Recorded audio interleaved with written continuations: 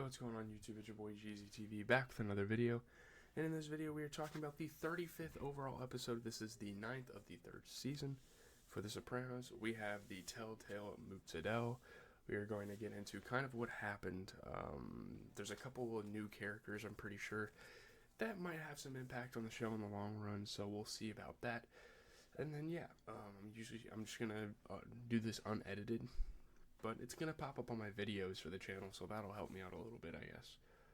So getting into kind of the synopsis and like what happened here. You know, AJ and some friends break into their high school one night and go swimming, you know, the classic like teenage quirks, you know, like doing that sort of thing. I don't care. Okay, hold on. Let me join my school's Wi-Fi with my new password. Okay, I think I got it. I need to plug my phone in. Sorry for the technical difficulties, but yeah, some of them break into a teacher's office, throw supplies in the pool, and smash the trophy case like they're going in full, like, teenage rebel mode, like, vandalizing stuff. And obviously this comes with consequences, but not so much with AJ, because they know who his father is. He gets that sort of privilege, even though his father literally doesn't want him to have that privilege. So, yeah, the police trace a custom pizza left at the scene to them, and that's how they kind of find them. So there's a conference between the school principal and the football coach, and Tony and Carmela with AJ. And the coach doesn't want him off the team because he adds value and he's like actually doing good for their football team or whatever. But the Sopranos are surprised, and Carmela is angry that AJ's punishment is going to be suspended because of his improved academic performance and because it is in his best interest and the team's for him to continue playing football. It kind of rubs them the wrong way because they're parents. They want to teach their kids discipline. You know, they don't want him to just get whatever he wants and have everything conveniently handed to him. You know, that's that sort of thing. So the principal says that any punishment should now be decided by the parents. They ground AJ for a month with extra chores such as cleaning the gutters, which he's fine with because he doesn't get expelled from school, and he's also suspended from school, so he doesn't have to go and he can just stay home and do chores, which probably a lot of kids at that age would have rather did than go to school, you know. So Carmela is delighted with the large sapphire ring Tony gives her for her birthday, and he's starting to make things right with her, but there's something over here on the other hand, and we will get to that in just a second. She later asks, is there anything you need to tell me, like why you're doing this for me, why you're trying to fix things? Tony always should have something to tell her. I mean, he lives the lifestyle, a super eventful lifestyle, super busy, super hectic, a lot of things going on, but yeah, I don't know. So Tony is teased, provoked, thrilled, and fascinated by Gloria, who is obviously the Mercedes-Benz saleswoman that we met last episode, and I feel like she's going to be super interesting for this show. And I'm actually watching another episode of the show today because obviously nothing happened in the NFL. And after the NFL season is over, we're probably going to start fitting in an extra episode of our TV shows in there. There's so many shows I can watch. Trust me, we're going to be good with content for a long time on this channel. So yeah. So at her request, he takes her to the zoo and they have sex in the deserted reptile house. Like, obviously some of the animals are like out for the season and stuff like that, so they go in there and they have sex. It's crazy. Tony is somehow in love again. He just can't keep his lustfulness like to himself. It's crazy, man. So in a hotel room, undressing him, she is thrilled to find his gun, and she realizes, and a lot of people know who Tony Soprano is, of course, in the area. He's super notorious. He's made all sorts of news headlines. She says, ironically, Mr. Waste Management, which is what everyone calls him because it's his front.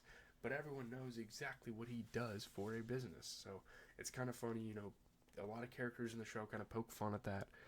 So at her next session with Dr. Melfi, she speaks of her happiness. And Melfi starts to push some buttons because she's starting to realize what's going on. And she knows these two probably have something going on. She's super smart. Like, she's obviously like a psychology master. Like, she's a therapist. She knows like mental signs, body language, all that stuff. So Melfi asks about the man's voice she heard when Gloria last phoned her. Gloria seems offended and answers evasively, which really makes things suspicious, and she's really trying to throw the relationship on the bus by acting like this. Like, there was really no reason for her to do that. Melfi reminds Gloria that she attempted suicide when her last relationship failed, so is this really a good thing for her? At Tony's next session, he says that he had a very successful week and gives Melfi a bonus on top of his regular payment.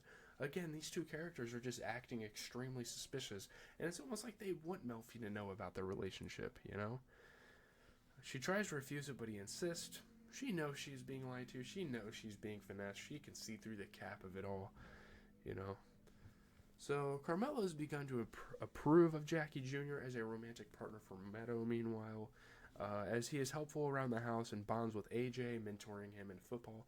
Obviously, he's like a lot of other normal boys. You know, he played football back in high school, and he always wants to seize the opportunity at helping the youth out, you know, because he related to him at some point. And at first, it was interesting because, you know, Jackie was getting in a lot of trouble, but the Sopranos are starting to kind of warm themselves up to him, which is really cool, kind of a cool thing to see as this season kind of develops.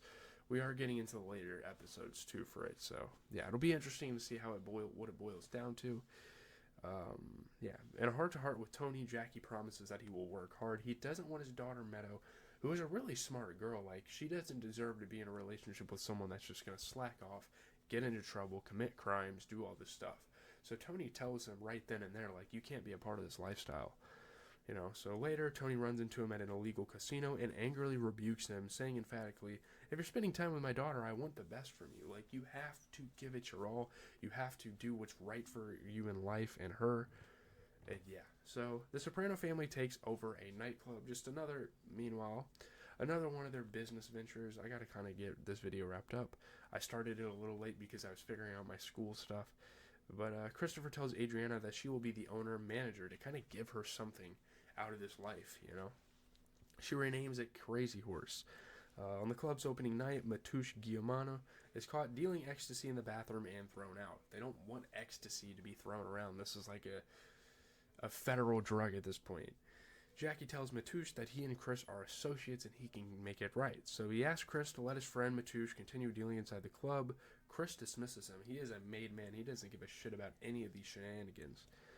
So Jackie then tells Matouche that Chris permits him to deal outside the nightclub, literally lying straight to his face. Like, oh, he said it's alright if you do it outside. No, he never said that. He said, get the fuck out of my club.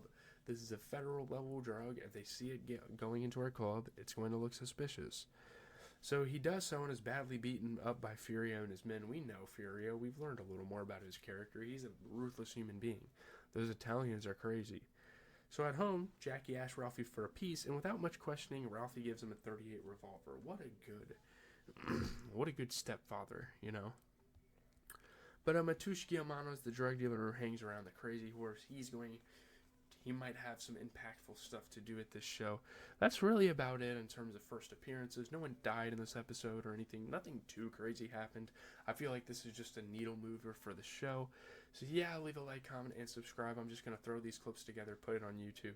I know it's a little low effort, but I don't have too much time to just sit here and edit a video for 2 hours. Like, I got schoolwork, all that stuff. Hope you understand. I'm out.